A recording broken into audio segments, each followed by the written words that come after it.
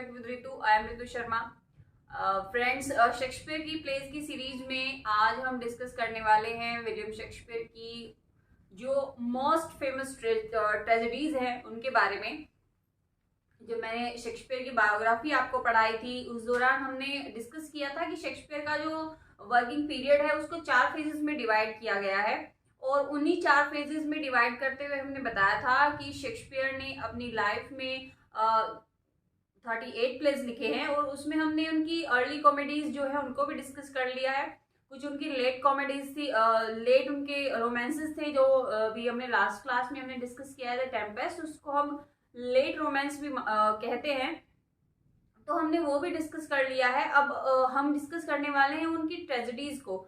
मैंने आपको बताया था कि ट्रेजेडीज जो है विलियम शेक्सपियर की, सबसे पहली ट्रेजेडी तो टाइटस एंड्रोनिकस को माना जाता है, लेकिन उसके बावजूद भी 4 ऐसी ट्रेजेडीज हैं जो कि वर्ल्ड फेमस है, और उनमें हैमलेट, ओथेलो, किंग लियर और मैकबेथ, ये सीरीज उसकी है 4 ट्रेजेडीज की। तो आज हम उसी ट्रेजेडीज की सीरीज में से जो उनकी फेमस ट्रेजेडी है किंग लियर को हम डिस्कस करने वाले हैं। हालांकि सीक्वेंस में मैं आपको नहीं बता रही हूँ, ये किंग लियर जो है वो उनकी 3rd ट्रेजेडी है। आज हम स्टार्टिंग उसी से करेंगे क्योंकि किंग लियर जो है शेक्सपियर की जो ट्रेजेडी है ये इजी टू, इसका जो कॉन्सेप्ट है बहुत इजी है, कॉम्प्लेक्स स्टोरी नहीं है। हैमलेट को हम डिस्कस करेंगे, लेकिन हैमलेट को हम बाद में डिस्कस करेंगे क्योंकि हैमलेट जो है वो एक डिबेट का जो एक टॉपिक रहा है, तो इसीलिए हैमलेट को हम बाद में डिस्कस करेंगे। किंग लियर से आज हम ट्रेजेडीज की जो है स्टार्टिंग है उसको करेंगे। सबसे पहले हम डिस्कस कर लेते हैं कि ट्रेजेडी है क्या। ट्रेजेडी जो है, जैसे हमने अर्ली कॉमेडीज को डिस्कस किया, कॉमेडी में क्या होता है कि जो प्ले है उसकी एंडिंग हमेशा हैप्पी होती है, हैप्पी एंडिंग के साथ, हैप्पी नोट के साथ प्ले जो है वो खत्म होता है। लेकिन ट्रेजेडी क्या है, ट्रेजेडी में जो मेन कैरेक्टर होता है हमारा, यानी जो हमारा प्रोटैगनिस्ट है, जो हीरो है प्ले का, उसकी डेथ हो जाती है। प्ले की जो एंडिंग होती है वो हमेशा सोरोफुल होती है, और जो भी हमारे मेन कैरेक्टर्स होते हैं, प्ले की हीरो हो गया या हीरोइन हो गई, जो भी है, उनकी एट लास्ट डेथ हो जाती है। जो माइनर कैरेक्टर्स होते हैं वो प्ले के लास्ट में बचते हैं। तो जब प्ले की एंडिंग जो है वो सोरोफुल होती है, हैप्पी नहीं होती, तो उसको हम ट्रेजेडी के नाम से हम उसको जानते हैं। किंग लियर को आज हम डिस्कस कर रहे हैं। किंग लियर जो कंपोज किया गया शेक्सपियर के थ्रू, ये 1605 में इसको शेक्सपियर ने कंपोज किया है।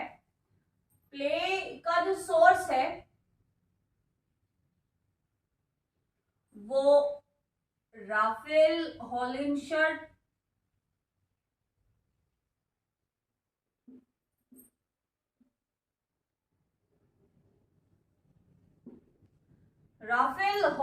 ने क्रॉनिकल अपना लिखा है, जिसमें कि England, Scotland and Ireland, Raphael Holinshed's chronicle of England, Scotland and Ireland, यहाँ से इन्होंने इस प्ले का, इस ट्रेजेडी का प्लॉट लिया है। इस क्रॉनिकल में क्या है कि इसमें ब्रिटेन के कुछ जो फेमस किंग रहे हैं, ड्यूक रहे हैं, उनकी लाइफ हिस्ट्री है, तो यहीं से इन्होंने अपने प्ले का सोर्स लिया है, राफेल हॉलिंशर्ट क्रॉनिकल से।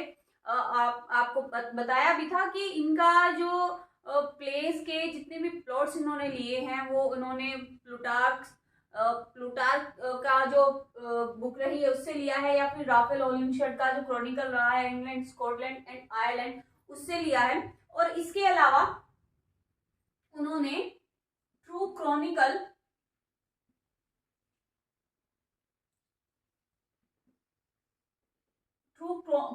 ऑफ हिस्ट्री ऑफ किंग लियर,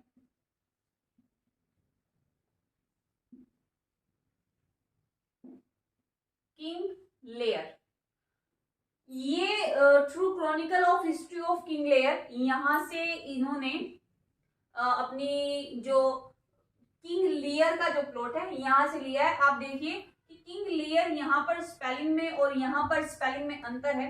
इन्होंने ये जो किंग लियर था इसकी लाइफ हिस्ट्री को इन्होंने अपने इस ट्रेजेडी के अंदर इन्होंने पूरा का पूरा एक तरह से रखा है।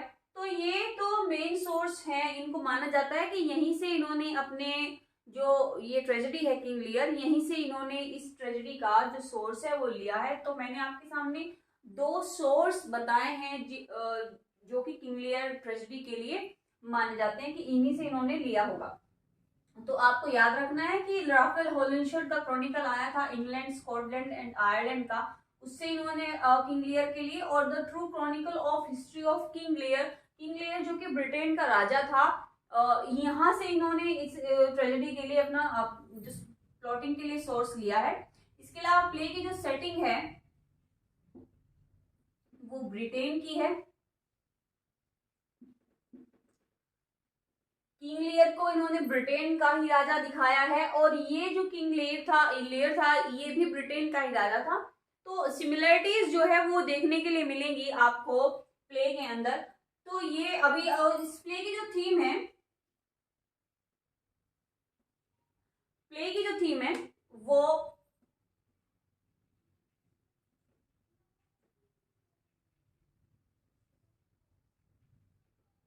Love, betrayal and authority।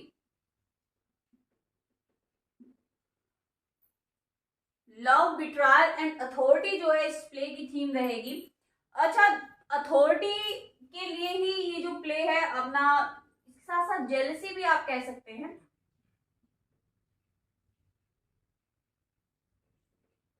Jealousy भी देखने के लिए मिलेगी, लव भी है, बिट्रायल भी है, धोखा भी है।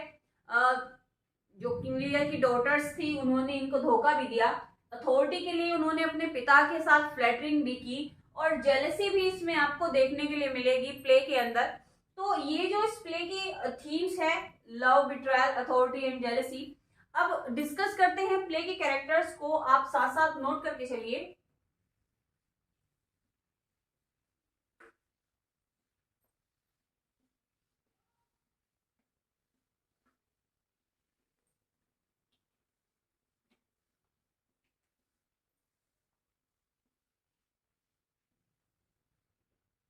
कैरेक्टर्स जो है प्ले के, उनमें सबसे पहले किंग लियर की 3 डॉटर्स हैं। सबसे बड़ी गॉनरिल, सबसे छोटी रीगन और सबसे छोटी कॉर्डेलिया।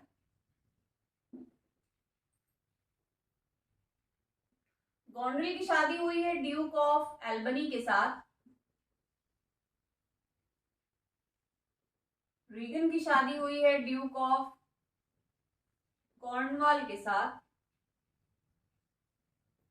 और कॉर्डेलिया की अभी शादी नहीं हुई है, उसके लिए 2 शूटर हैं, किंग ऑफ फ्रांस एंड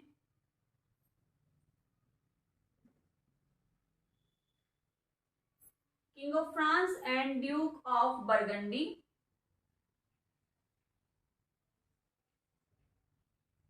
तो यहाँ पर हमारा इंट्रोडक्शन होता है किंग लियर से।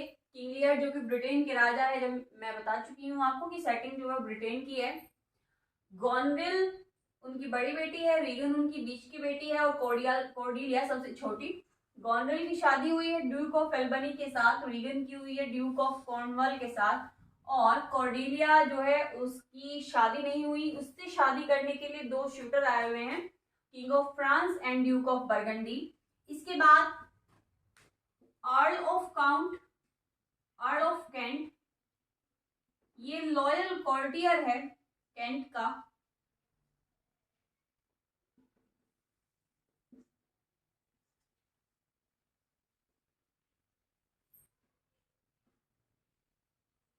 अर्ल ऑफ ग्लॉसेस्टर, इसके 2 बेटे हैं, एडगर एंड एडमंड।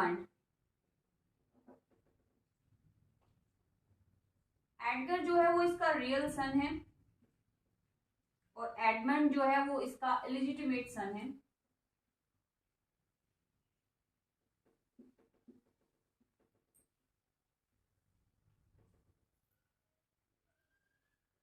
अब देखिए,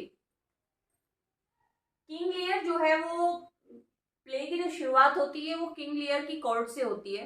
किंग लियर अपनी कोर्ट में है, एज उनकी लगभग 80 हो चुकी है। तो अब वो अपनी जो उनका जितना भी एम्पायर है, किंग लियर के पास 3 बेटियां हैं, कोई सन नहीं है।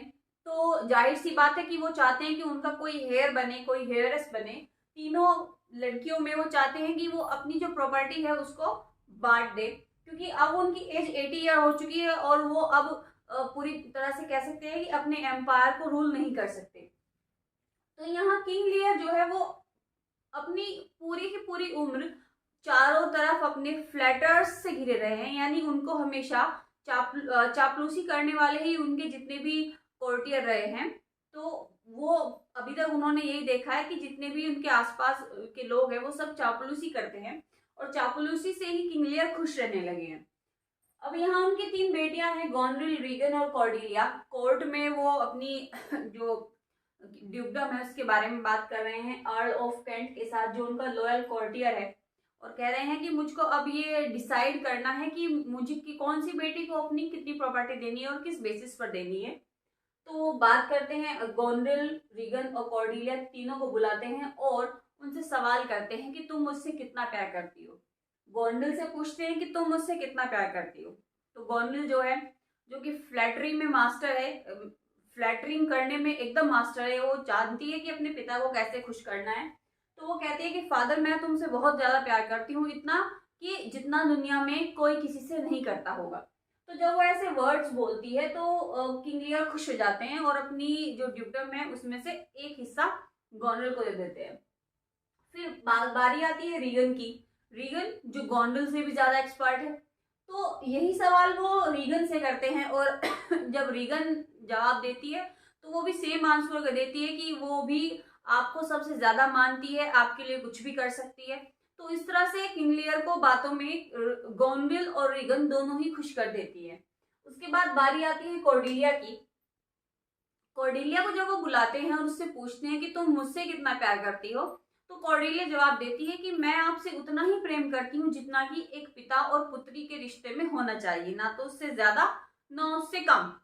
अब जब ये आंसर मिलता है किंग लियर को कि कॉर्डिलिया ने उनसे कहा है कि मैं जितना एक पिता और पुत्री के रिश्ते में प्यार होना चाहिए उतना ही आपसे करती हूँ और उससे कम नहीं और उससे ज्यादा नहीं, तो ये जो आंसर है वो किंग लियर को पसंद नहीं आता, क्योंकि किंग लियर जो है वो फ्लैटरिंग को पसंद करते थे। अब तक के इतने लंबी जो लाइफ स्पैन उनका रहा है उसमें अब तक उन्हें कोई ऐसा स्ट्रेट फॉरवर्ड पर्सन मिला नहीं, तो इसीलिए उनको कॉर्डिलिया की बात पसंद नहीं आती और वो गोनरिल और रीगन में अपना जो एम्पायर था वो डिवाइड कर देते हैं, यानी कॉर्डिलिया को कुछ नहीं देते। अब ये जो 2 शूटर्स आए हुए थे, king of France and Duke of burgundy, Cordelia से शादी करने के लिए, क्योंकि कॉर्डिलिया सुंदर है, काइंड हार्टेड है, जेनरस है। ये दोनों बिल्कुल इसका अपोजिट है। गोनरिल और रीगन कॉर्डिलिया के अपोजिट है, यानी जितनी काइंड हार्टेड कॉर्डिलिया है ये लोग उतनी ही ज्यादा काइंड अनजेनरस है। ये किसी पर किसी भी तरह की कोई भी दया नहीं दिखाती है। तो ये जो दोनों पर्सन आए हुए थे, king of France and Duke of burgundy, Cordelia से शादी करने के लिए, क्योंकि कॉर्डिलिया किंग लियर की तीसरी बेटी थी और उनको ये उम्मीद थी कि जिस तरह गोनरिल और रीगन को किंग लियर अपनी प्रॉपर्टी में से शेयर देंगे वैसे ही कॉर्डिलिया को देंगे। लेकिन जब उनको ये पता चला कि कॉर्डिलिया स्ट्रेट फॉरवर्ड है, सच बोलने वाली लड़की है, जो उसको लगता है वो वैसे ही बात करती है, तो जब उनको ये दिखा कि किंग लियर ने अपनी प्रॉपर्टी से कोई भी हिस्सा नहीं दिया है कॉर्डिलिया को, तो ड्यूक ऑफ बर्गंडी जो है वो अपने हाथ पीछे खींच लेते हैं, यानी वो कॉर्डिलिया से शादी करने से मना कर देते हैं। अब किंग ऑफ फ्रांस जो है, जो कि कॉर्डिलिया के वर्च्यूज है उसको देख करके उससे शादी करना चाहता था, ना कि उसकी प्रॉपर्टी को देख करके, किंग ऑफ फ्रांस कॉर्डिलिया से शादी कर लेता है। लेकिन किंग लियर जो है इन दोनों की शादी को कोई भी ब्लेसिंग नहीं देते और किंग ऑफ फ्रांस कॉर्डिलिया को शादी करके बिना किंग लियर की ब्लेसिंग्स लिए ही उसको फ्रांस ले जाता है। तो यहाँ पर ये सीन खत्म होता है। अब किंग लियर ने गोनरिल और रीगन को अपनी प्रॉपर्टी दे दी है। अब इन्होंने दोनों से ये बात कही है कि कुछ दिन मैं गोनरिल के साथ रहूंगा, कुछ दिन मैं रीगन के साथ रहूंगा। और किंग लियर के साथ उनके कुछ 100 लॉर्ड्स भी है जिनके साथ वो हमेशा रहना पसंद करते हैं। तो कुछ टाइम वो गोनरिल के साथ रहेंगे, कुछ टाइम वो रीगन के साथ रहेंगे। जब जब उनका मन करेगा वैसे वो दोनों सिस्टर्स में से किसी एक के पास रहेंगे। इधर जब कॉर्डेलिया को किंग लियर बैनिश करते हैं अपनी प्रॉपर्टी से और बिना किसी ब्लेसिंग्स के वो फ्रांस चली जाती है, तो अर्ल ऑफ कैंट जो है ये कॉर्डेलिया के फेवर में बोलते हैं और किंग लियर को कहते भी हैं कि आपका जो डिसीजन है वो सही नहीं है, कॉर्डेलिया ही आपसे सच्चा प्यार करती है, गोनरिल और रीगन जो है वो आपकी फ्लैटरिंग करती हैं। तो अर्ल ऑफ कैंट की ये बात किंग लियर को पसंद नहीं आती और वो अर्ल ऑफ कैंट को भी अपने पास से हटा देते हैं, यानी उसको भी बैनिश कर देते हैं कि तुम भी अब यहाँ पर दिखाई मत देना। अगर तुमको कॉर्डेलिया इतनी ही प्यारी है तो तुम भी जाओ और कॉर्डेलिया के साथ ही रहो। लेकिन अर्ल ऑफ कैंट जो है वो लॉयल हैं, जानते हैं कि गोनरिल और रीगन जो है वो किंग लियर से प्यार नहीं करती, वो सिर्फ उसकी प्रॉपर्टी चाहती थी जो उसे मिल चुकी है। तो अब जाहिर सी बात है कि ये लोग किंग लियर को परेशान करेंगी। तो ये जो अर्ल ऑफ कैंट है वो अपने आप को डिस्गाइज करता है एज कीज के रूप में, खुद को डिस्गाइज करता है और डिस्गाइज करके यानी एक पुअर फार्मर के रूप में वो खुद को डिस्गाइज करता है और किंग लियर की जो सर्विस है उसमें दोबारा से अपॉइंट हो जाता है। अब यहाँ पर जब डिस्गाइज कर लेता है तो किंग लियर इसको पहचान नहीं पाते कि ये अर्ल ऑफ कैंट ही है जिसको कि उन्होंने बाहर निकाल दिया और कीज के रूप में ये किंग लियर के साथ ही रहते हैं। इधर अर्ल ऑफ ग्लाउसेस्टर है, इसके दो बेटे हैं एडगर और एडमंड। एडगर जो है वो उसका रियल सन है, एडमंड जो है वो उसका इलिजिटिमेट सन है यानी अवैध संतान है उसकी। और इसको एडमंड को अपना ये जो इलिजिटिमेट होने का टाइटल है ये बिल्कुल पसंद नहीं है, ये नहीं चाहता कि कोई इसको बोले कि तुम अवैध संतान हो। तो इसलिए ये प्लॉटिंग करता है कि एडगर को रास्ते से हटाया जाए, यानी अर्ल ऑफ ग्लाउसेस्टर का जितना भी अट्रैक्शन, जितना भी लगाव एडगर की तरफ है वो सारा मुझे मिले। और वो पसंद नहीं करता अर्ल ऑफ ग्लाउसेस्टर को भी, वो चाहता है कि किसी तरह अर्ल ऑफ ग्लाउसेस्टर और एडगर इन दोनों को मैं अपने रास्ते से हटा सकूं और ग्लाउसेस्टर का जो ड्यूक है वो मैं बन जाऊं। तो यहाँ पर वो सबसे पहले प्लॉटिंग करता है एडगर के खिलाफ। अर्ल ऑफ ग्लाउसेस्टर के मन में ये बातें वो सेट करने की कोशिश करता है कि एडगर जो है वो आपको मारने की कोशिश कर रहा है ताकि वो ग्लाउसेस्टर पर राज कर सके। और वो विश्वास दिला देता है, इतना विश्वास दिला देता है एडमंड एडगर के खिलाफ कि अर्ल ऑफ ग्लाउसेस्टर जो है वो एडगर को बाहर निकाल देते हैं और एडगर जो है वह अपने आप को डिस्गाइज कर लेता है पुअर टॉम के रूप में, एक बैगर के रूप में।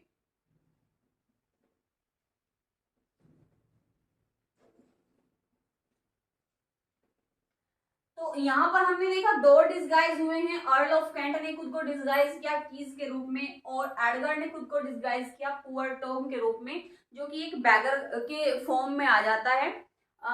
इसको पता चल जाता है कि हाँ ये एडमंड की सारी प्लानिंग है और वो उसको उसके फादर से अलग करना चाहता है, क्योंकि ये नहीं चाहता कि इसको कोई भी इलिजिटिमेट बोले, कोई भी इसको बास्टर्ड सन बोले। तो इसलिए ये एडगर जो है खुद को वहां से बाहर निकाल लेता है ग्लाउसेस्टर से और खुद को पुअर टॉम के रूप में डिस्गाइज कर लेता है ताकि एडमंड को लगे कि अब उसका जो रास्ता है वो बिल्कुल क्लियर है, बिल्कुल साफ है, अब एडगर बीच में नहीं आएगा। तो ये तो हुई इन कैरेक्टर्स की बात। इसके बाद हमारे पास कुछ और कैरेक्टर्स आते हैं डिस्कशन के लिए, जिनमें कि फूल का कैरेक्टर है,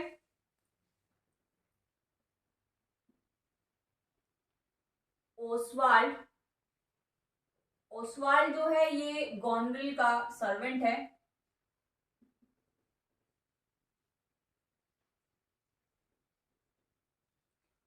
तो यहाँ पर ओसवाल्ड का अब रोल आता है, गोनरिल के पास किंग लियर जो है वो रह रहे हैं अब, उनको काफी टाइम हो गया है गोनरिल के पास रहते हुए भी। तो किंग लियर के साथ मैंने बताया कि उनके कुछ 100 लॉर्ड्स भी है जो किंग लियर के साथ रहते हैं हमेशा। तो यहाँ पर ये जो गोनरिल है ये परेशान हो चुकी है, फेडअप हो चुकी है बिल्कुल। वो कहती है अपने फादर को कि देखिए फादर, मैं आपकी तो सर्विस कर लूंगी, आपकी तो मैं सेवा कर सकती हूँ, लेकिन ये जो आपके 100 लॉर्ड्स हैं इनकी मैं सर्विस अब और नहीं कर सकती। अब आपको डिसाइड करना है कि आपको रहना है या इनको रखना है। अब आपको अगर मेरे साथ रहना है तो आपको अकेले रहना होगा, इन 100 लॉर्ड्स को छोड़ना होगा। अब किंग लियर को गोनरिल की ये बात पसंद नहीं आती। वो कहते हैं कि नहीं, ऐसा नहीं हो सकता, ये जो 100 लॉर्ड्स हैं ये हमेशा अच्छे और बुरे वक्त में मेरे साथ रहे हैं, तो अब मैं इनको नहीं छोड़ सकता और मैं इनके साथ ही रहूंगा। तो गोनरिल कहती है कि ठीक है, मैं आपकी भी अब मुझसे ज्यादा, अब और ज्यादा मैं नहीं कर सकती हूँ, जितना मैं कर सकती थी मैंने कर दिया। तो यहाँ से गोनरिल के साथ इनकी बहस होती है और उस बहस के बाद ये गोनरिल को कहते हैं कि ठीक है, तुम नहीं कर सकती तो अब मैं अपनी छोटी बेटी के पास जाऊंगा, रीगन के पास, और डेफिनेटली रीगन जो है वो मेरी हेल्प करेगी। अब गोनरिल जो है वो रीगन के पास अपना ये जो सर्वेंट है ओसवाल्ड, इसको भेज देती है एक लेटर के साथ और कहती है कि फादर जो है वो मुझसे झगड़ा करके तुम्हारे पास आ रहे हैं और उनके साथ उनके कुछ जो अदर पर्सन है वो भी हैं, वो भी रहते हैं। तो अब तुमको डिसाइड करना है, मेरी तो सलाह यही है कि तुम भी उनको मना कर देना। तो दोनों बहनें जो हैं वो इस यानी किंग लियर को एक्सपेल करने का पूरा पूरा प्लान कर लेती हैं। तो यहाँ पर रीगन के पास किंग लियर पहुंचते हैं और रीगन के पास जब वो पहुंचते हैं तो वहां पर देखते क्या है कि रीगन जो है उनके वेलकम के लिए बिल्कुल नहीं आती। गोनरिल पहुंचती है किंग लियर के जाने के बाद, तो गोनरिल से रीगन जो है वो अच्छी तरह मिलती है। ये बात किंग लियर को बड़ा हर्ट करती है और वो ये बात समझ जाते हैं कि अर्ल ऑफ कैंट जो था वो बिल्कुल सही कहता था कि ये दोनों जो डॉटर्स हैं ये आपकी सिर्फ प्रॉपर्टी के लिए आपसे प्यार करती हैं। जिस दिन आप इसको अपनी प्रॉपर्टी दे देंगे ये आपको बिल्कुल भी प्यार नहीं करेगी। तो कॉर्डिलिया ही है जो आपसे सच्चा प्यार करती है। तो यहाँ पर अर्ल ऑफ कैंट की बात जो है किंग लियर को याद आती है। अब यहाँ पर ये जो किंग लियर का ये जो लॉयल कोर्टियर था कैंट, जिसने कि कीज के रूप में खुद को डिस्गाइज किया था, वो इसको ओसवाल्ड को पकड़ता है और उसको पीटने लगता है। क्यों पीटता है? क्योंकि ये गोनरिल का लेटर लेकर आया था रीगन के लिए और उसी लेटर को पढ़ के रीगन ने किंग लियर के साथ बदतमीजी की थी और रीगन ने भी उनको ये जवाब दिया था कि अगर आपको रहना है मेरे साथ तो आप अकेले रहिए, आपके अलावा मैं किसी और की यहाँ पर कोई हेल्प नहीं करूंगी। आपने मुझे क्वीन बनाया है, मेरे पास अथॉरिटी है, अब मैं जिसको चाहे उसको रखूं। अब मेरी ये विश है कि अगर रहना है तो आप रहिए, अगर आप नहीं रहना चाहते हैं इनके बिना तो आप भी जा सकते हैं। तो जब वो रीगन की ये बात सुनते हैं तो अर्ल ऑफ कैंट जो है किंग लियर को, जो इनको की बड़ा हर्ट होता है कि जिन दो बेटियों को उन्होंने अपना सारा प्रॉपर्टी दे दी है, पूरा ड्यूटियम दे दिया है, अब वो दोनों बेटियां ही उनकी जो है सेवा नहीं करना चाहती। तो अर्ल ऑफ कैंट जो है वो उनको एक प्लेस है डोवर के पैलेस में ले आता है अर्ल ऑफ कैंट। ये जो पुअर टॉम है ये भी इनसे यहीं पर डोवर के जो पैलेस है वहीं पर मिलता है। अब ये जो डोवर के पैलेस में पहुंचते हैं किंग लियर, यहाँ पर मौसम बड़ा ज्यादा खराब होता है और हवाएं चल रही होती है तेज तेज। तो यहाँ पर किंग लियर जो है वो अपनी स्पीच बोलते हैं कि जितनी तेज हवाएं हैं, जितनी तेज चल सकती हैं चलें, और जितने भी ऐसे बच्चे हैं जो अपने पेरेंट्स की ग्रेटिट्यूड को नहीं मानते, ये सारा का सारा जितना भी कर्स है वो जाकर के उनको लगे। तो ये इस तरह से किंग लियर जो है मैड हो चुके हैं, पागल हो चुके हैं। तो आउट ऑफ मैडनेस जो है ये सारी की सारी बातें वो बोलते हैं।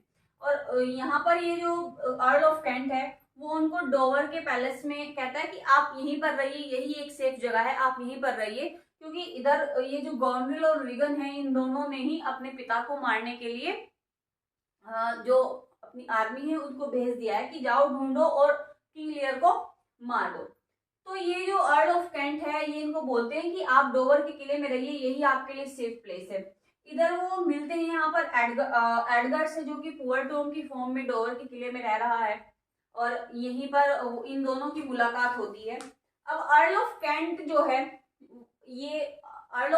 है ये मैसेज भिजवाते हैं कॉर्डेलिया तक कि तुम्हारे फादर जो है वो पागल हो चुके हैं और ये जो तुम्हारी दोनों बड़ी बहनें हैं गॉनरिल और रीगन, इन दोनों ने इनको मारने की प्लानिंग की हुई है और इनको मैंने यहाँ डोवर के किले में छिपाया हुआ है।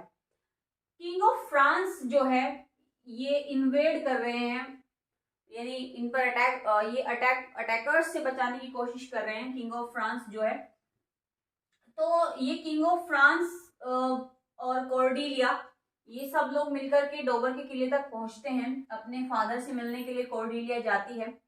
इधर गॉनरिल और रीगन के जो हस्बैंड है ड्यूक ऑफ एल्बनी और Duke of Cornwall, Duke of Albany जो है ये बहुत ही ज्यादा क्रूअल पर्सन है। Duke of Albany Duke of Cornwall ये क्रूअल पर्सन है। ड्यूक ऑफ एल्बनी तो काइंड हार्टेड है। ड्यूक ऑफ कॉर्नवाल जो है ये बहुत ही, मैंने बताया कि क्रूअल पर्सन है। ये एडमंड के साथ मिलकर के ये जो अर्ल ऑफ ग्लॉसेस्टर है इनकी आंखें जो है फोड़ देते हैं, इनको ब्लाइंड कर देते हैं। यानी एडमंड और ये ड्यूक ऑफ कॉर्नवाल मिलकर के अर्ल ऑफ ग्लॉसेस्टर की आंखें जो है फोड़ देते हैं, इनको ब्लाइंड कर देते हैं। और जब ये बात एडगर को पता चलती है कि अर्ल ऑफ ग्लॉसेस्टर जो है वो ब्लाइंड हो चुके हैं और अब वो चाहते हैं कि किसी तरह उनको डेथ मिल जाए और उस डेथ की तलाश में ही ये अकेले पहुंच जाते हैं डोवर तक। तो वहां पर वो कूद करके जान देने वाले होते हैं, लेकिन ये जो एडगर है ये इनको बचा लेता है और कहता है कि राइटनेस इज ऑल, यानी कि जब तक मृत्यु आएगी नहीं तब तक कोशिश करना बेकार है। जब आएगी तो मृत्यु खुद ही आप तक पहुंच जाएगी, आपको उसके लिए कोशिश करने की जरूरत नहीं पड़ेगी। तो ये एक फेमस स्पीच है एडगर की। तो यहाँ पर ये अर्ल ऑफ ग्लॉसेस्टर को सुसाइड करने से बचा लेता है, अपने पास रख लेता है। तो यहाँ पर हम देखते हैं कि अर्ल ऑफ ग्लॉसेस्टर और किंग लियर ये दोनों यहाँ पर मिलते हैं। ये अर्ल ऑफ ग्लॉसेस्टर की को पनिश क्यों करते हैं? अर्ल ऑफ ग्लॉसेस्टर को पनिश करने के पीछे कारण ये होता है कि अर्ल ऑफ ग्लॉसेस्टर जो है वो किंग लियर की हेल्प करना चाहते हैं। जब उनको पता चलता है कि किंग लियर की दोनों बेटियों ने उनको एक्सपेल कर दिया, उनको मारना चाहती हैं, तो earl of Gloucester king Lear की हेल्प करना चाहते हैं। यही बात एडमंड को पसंद नहीं आती और वो ड्यूक ऑफ कॉर्नवाल के साथ मिलकर के इनको ब्लाइंड कर देते हैं। अब जब ड्यूक ऑफ कॉर्नवाल की हरकत अर्ल ऑफ ग्लॉसेस्टर का सर्वेंट देखता है कि उसने उनकी आंखें उनको ब्लाइंड कर दिया है, तो वो यहाँ पर ड्यूक ऑफ कॉर्नवाल को मार देता है। तो यहाँ हमें पता चलता है कि रीगन का जो हस्बैंड है ड्यूक ऑफ कॉर्नवाल, इसकी भी डेथ हो गई है। अर्ल ऑफ ग्लॉसेस्टर के सर्वेंट ने इसको मार दिया है क्योंकि इसने अर्ल ऑफ ग्लॉसेस्टर को ब्लाइंड किया था। तो ड्यूक ऑफ कॉर्नवाल की डेथ हो गई है। अब ड्यूक ऑफ कॉर्नवाल की डेथ हो जाने के बाद रीगन और कॉर्नरिल इन दोनों में एक राइवलरी होती है। राइवलरी क्यों होती है? एडमंड के लिए। एडमंड जो है वो गॉनरिल और रीगन इन दोनों की हेल्प करना चाहता है या हेल्प करता है जो इनका किंगडम है उसको चलाने में, उसको बढ़ाने में। तो यहाँ पर ये जो एडमंड को लेकर के इन दोनों में राइवलरी होती है। गॉनरिल कहती है कि मैं एडमंड को पसंद करती हूँ और रीगन कहती है कि मैं एडमंड को पसंद करती हूँ। ड्यूक ऑफ एल्बनी जो है ये काइंड हार्टेड है। जब इसको पता चलता है कि ये जो गॉनरिल है ये एडमंड और ये रीगन ये दोनों ही जो है एडमंड को पसंद करती हैं, उससे शादी करना चाहती है, तो यहाँ पर गॉनरिल जो है वो रीगन को पॉइजन दे देती है, उसको मार देती है। ड्यूक ऑफ एल्बनी को जब पता चलता है कि गॉनरिल ने ऐसा किया है तो शेम की वजह से गॉनरिल खुद को भी मार डालती है। तो गॉनरिल रीगन ये दोनों आपस में बहने राइवलरी में एक दूसरे की जान ले लेती है और ये यहाँ पर इनका जो कैरेक्टर है वो फिनिश हो जाता है। इधर एडमंड और अर्ल ऑफ कैंट। अच्छा, एडमंड जो है ये ड्यूक ऑफ एल्बनी के साथ इन्वेड को रोकता है, इन पर अटैक हो रहा होता है उसको रोकता है। ड्यूक ऑफ एल्बनी जो है एडमंड के साथ मिलकर के इन्वेड को रोकते हैं। ये दोनों जो है साथ हो जाते हैं कुछ देर के लिए, क्योंकि जो इन्वेशन होना है उसको रोक देते हैं ये लोग मिलकर के। अब यहाँ पर हमारे सामने कैरेक्टर बचते हैं कॉर्डिलिया का, किंग ऑफ फ्रांस का, अर्ल ऑफ कैंट का, एडगर का, एडमंड का। अब यहाँ पर ये जो एडमंड है जब इसको पता चलता है कि कॉर्डिलिया किंग ऑफ फ्रांस जो है वो अपने फादर से मिलने के लिए डोवर पर आई है, डोवर के पैलेस पर, यहीं पर अर्ल ऑफ ग्लॉसेस्टर है, एडगर है, कॉर्डिलिया है, अर्ल ऑफ कैंट है एंड किंग लियर है। तो ये जो एडमंड है ये कॉर्डिलिया को और किंग लियर को, इन दोनों को बंदी बना लेता है। कॉर्डिलिया को बंदी बना लेता है, किंग लियर को बंदी बना लेता है। और ये जो एडमंड है ये नोटिस जारी करता है कि कॉर्डिलिया को जो है वो डेथ सेंटेंस दे दिया जाए, यानी उसको हैंग कर दिया जाए, मार दिया जाए, क्योंकि एडमंड जो है वो पसंद नहीं करता कॉर्डिलिया को। और इधर गोनविल और रीगन जो है वो दोनों ऑलरेडी उनकी डेथ हो चुकी है। तो एडमंड के कहने पर कॉर्डिलिया को और किंग लियर को दोनों को डेथ सेंटेंस दे दिया गया है। इधर एडगर जो है जब ये इससे मिलता है एडमंड से, तो ये एडमंड को एक ड्यूल के दौरान पनिश करता है। और यहीं पर ये जो एडमंड है ये कहता है कि अपनी जान बचाने के लिए कि जितने भी सिंस मैंने किए, जितने पाप मैंने किए हैं, उनसे मुझे छुटकारा चाहिए। मैं उनके लिए जो है अपॉलॉजी भी करता हूँ। और तो एडगर इसको बोलता है कि जो तुमने डेथ सेंटेंस जारी किया है किंग लियर और कॉर्डिलिया को, उसको तुमको रुकवाना पड़ेगा, उसको रुकवाओ। तो यहाँ पर एडमंड जब तक अपना जो डिसीजन है उसको रुकवाता है, तब तक जो कॉर्डिलिया है इसको हैंग कर दिया जाता है, इसको फांसी दे दी जाती है। और जब कॉर्डिलिया की डेथ हो चुकी होती है तो किंग लियर जो है वो उसकी जो डेड बॉडी है उसके पास ही रोते रोते अपनी जो डेथ अपनी जो लाइफ है उसको खत्म कर लेते हैं, यानी यहीं पर ही कॉर्डिलिया के साथ साथ ही किंग लियर की भी डेथ हो जाती है। तो इस तरह एडमंड जो है उसको तो पनिश कर ही दिया था एडगर ने। इधर यहाँ गोनविल और रीगन इन दोनों की भी डेथ हो चुकी थी, कॉर्डिलिया की हैंग करके डेथ हो गई और कॉर्डिलिया के साथ साथ किंग लियर की भी डेथ हो गई।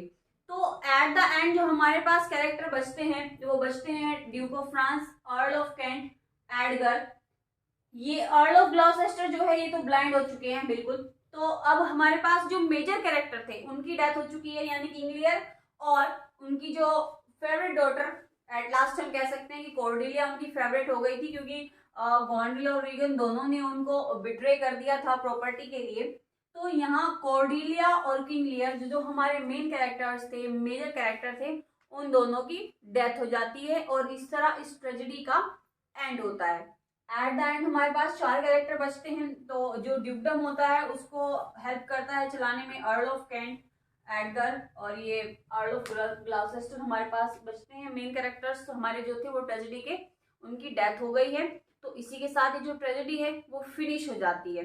अब आई होप आपको ट्रेजेडी जो है वो समझ आई होगी। ट्रेजेडी की स्टोरी ज़्यादा कॉम्प्लेक्स नहीं है, सिंपल है। अगर आपको फिर भी ट्रेजेडी की कहानी में कोई प्रॉब्लम है यानी समझ में नहीं आती तो आप मुझे कमेंट बॉक्स में टाइप करके भेज सकते हैं। अपनी जो क्वेरीज है वो आप मुझे कमेंट बॉक्स में लिख के भेज सकते हैं। अब इसके बाद हम डिस्कस करेंगे प्ले के जो कोटेशंस हैं उनके बारे में। तो डिस्कस करते हैं प्ले की कुछ इंपॉर्टेंट लाइंस को। पहली लाइन है I love your majesty according to my bond, no more nor less. तो ये लाइन कॉर्डिलिया की है।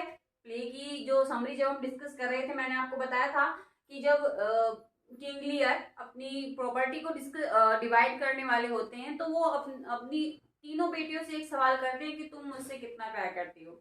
अलग अलग वो क्वेश्चन करते हैं और अलग अलग उनको आंसर मिलते हैं।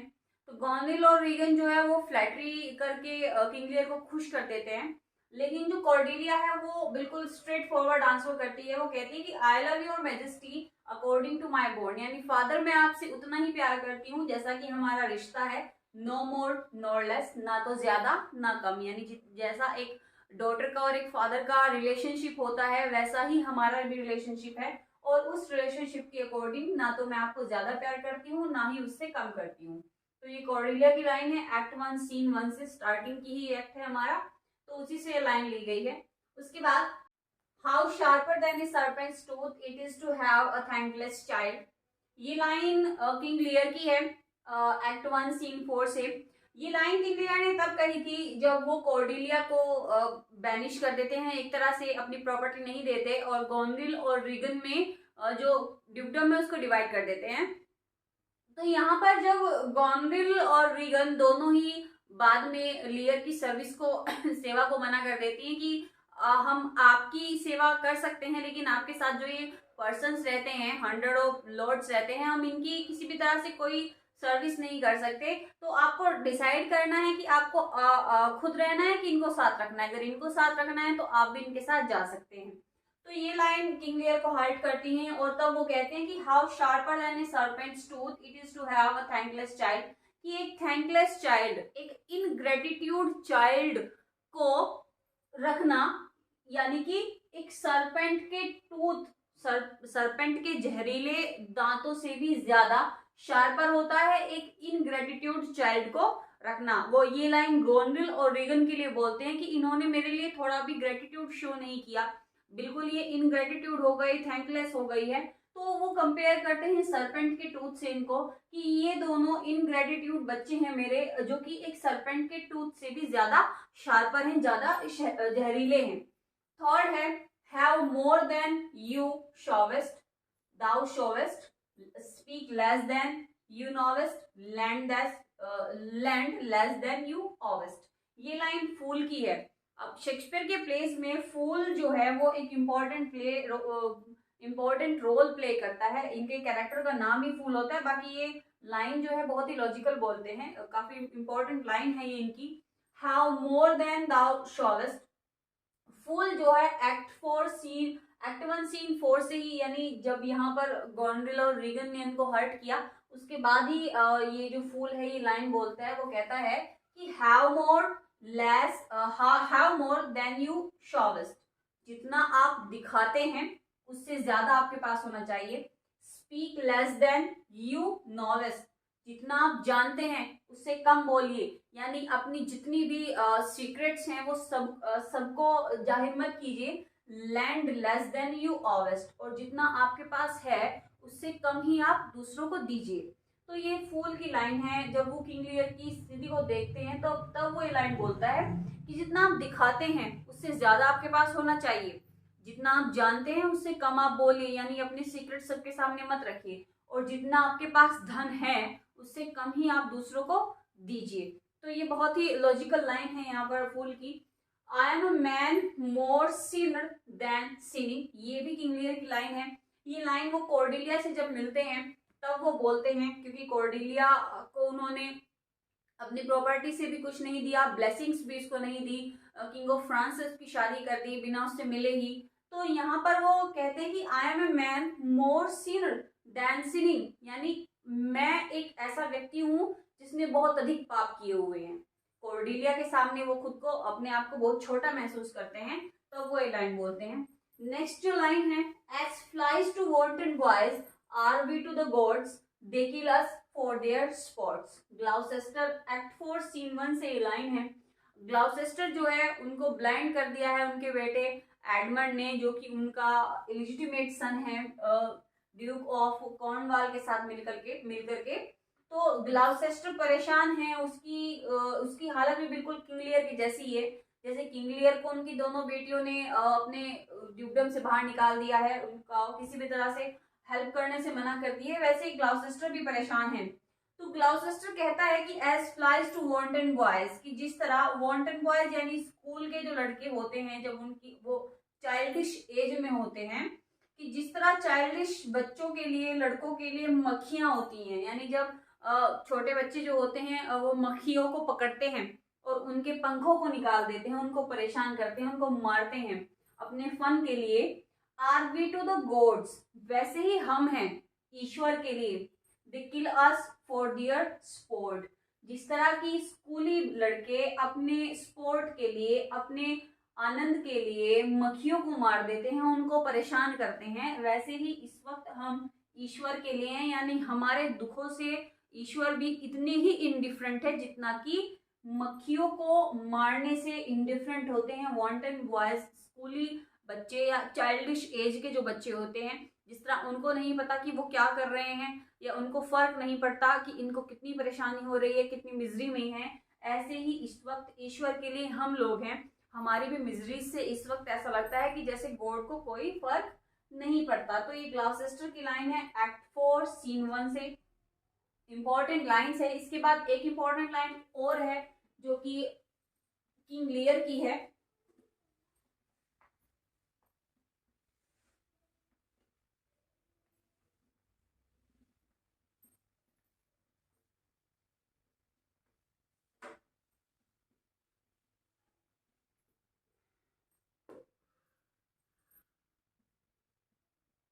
when we are born,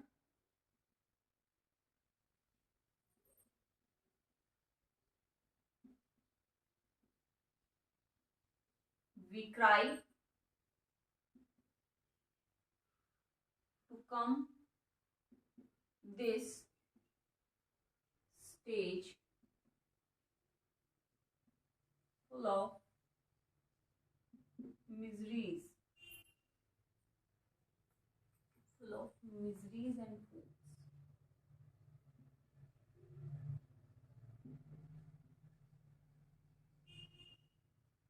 ये लाइन किंग लियर की है एक्ट 4 से। वो कहते हैं कि when we are born we cry, जब हमारा जन्म होता है तो हम रोते हैं। to come this stage full of miseries and fools, यानी हम रोते हैं क्योंकि हम जानते हैं कि हम अब ऐसे एक वर्ल्ड में प्रवेश कर चुके हैं, एक ऐसी दुनिया में प्रवेश कर चुके हैं जहां हमारे लिए परेशानियां ही परेशानियां हैं। तो ये किंग लियर की लाइन है एक्ट 4 से। इसके बाद एक important line, rightness is all. ये लाइन है एडगर की। एडगर ने लाइन बोली थी राइटनेस इज ऑल उस समय जब उसके father earl of Gloucester suicide करने के लिए डोवर पैलेस पर पहुंचते हैं। और वहां पर जब वो पहुंचते हैं तो एडगर, जिसने खुद को पुअर टॉम के रूप में डिस्गाइज किया हुआ है, वो उसको वहां पर सुसाइड करने से बचा लेता है और कहता है कि राइटनेस इज ऑल, यानी जब समय आएगा तब ही मृत्यु होगी, उससे पहले कुछ नहीं। ये लाइन जो है एक्ट 4 सीन 6 से है। तो हमने यहाँ पर ये जो प्ले है इसकी कुछ इंपॉर्टेंट लाइंस जो है वो डिस्कस की है।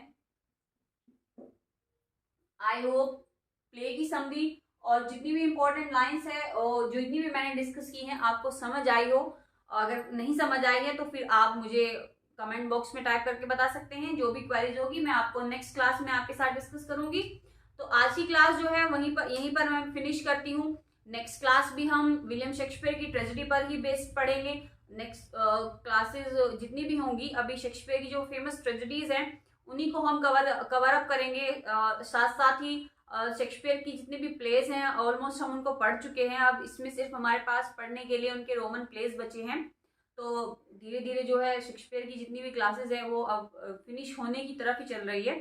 तो कंटिन्यू आप सेशन को देखिए, क्लासेस को लीजिए और जो भी आपको क्वेरीज आती हैं वो आप कमेंट बॉक्स में मेरे लिए रख सकते हैं ताकि मैं उनको डिस्कस कर सकूं आपके साथ। तो इसी के साथ आज की क्लास यहीं पर फिनिश करती हूँ। आई होप आपको वीडियो पसंद आई हो। तो वीडियो को ज़्यादा से ज़्यादा शेयर कीजिए, चैनल को सब्सक्राइब कीजिए और बेल आइकन को प्रेस कीजिए ताकि आने वाली जितनी भी वीडियोस हैं उनकी नोटिफिकेशन आपको मिल सके। तो thank you for watching this class. बने रहिए नेक्स्ट सेशन के लिए।